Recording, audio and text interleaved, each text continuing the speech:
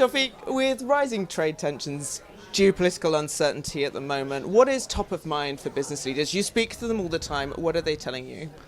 Look, over the last few months, I've been to about a dozen countries, and I think these themes are pretty common. So much of what we have taken for either granted or constant in the global economic order has been challenged one way or another in the last 100 days. So yeah, there are a lot of uncertainties. Uncertainties on the macroeconomic regime, what's going to happen to rates, what's going to happen to the U.S. dollars, uncertainties on supply chains, and where do I put my manufacturing facilities, where do I make sure that my supply chain is secure, how can I ensure that I limit my exposure to tariffs, and uncertainties more broadly about the ability to look at your future and project into the future. Companies do make investments well into the future. We have clients who have CapEx plans for the next 5, sometimes 10 years.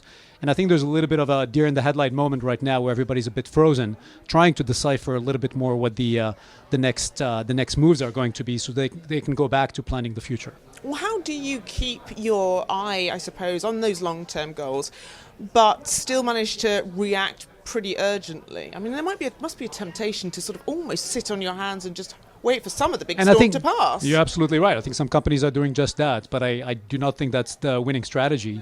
I do have a lot of empathy for most executives around the world right now because I think it's a difficult moment, but it's also a moment that calls for action and calls for some convictions, scenario-based convictions if you want to de-risk it to some degree. There's many ways that dislocations create opportunity for our clients, and I think it's a moment for courageous and brave action. Not all of it will turn out to be right, but the cost of inaction is probably a lot higher. So what is the winning strategy, as you said, to be resilient, to be competitive, to take advantage of opportunities, all of these things in such an uncertain, volatile environment? But just remember, you have, as I said, 3 levels of uncertainty. One is around technology, and that has nothing to do with tariffs, even though there is an element that links into that. The second one is around tariffs and what shape global commerce and trade is going to take. And the third one is more financial in nature, and it has to do with the cost of money and money flows. And so these 3 uncertainties happening at the same time is what makes it incredibly complex.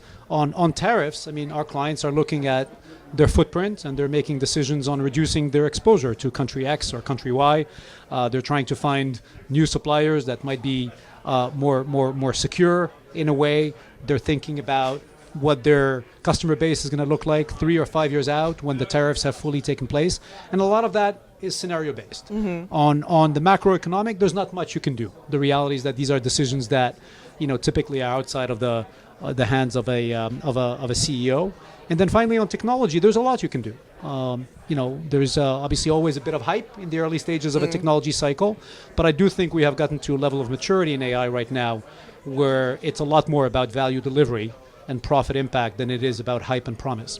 Tawfik, pleasure as always. Thank you so much. Good to see you, George.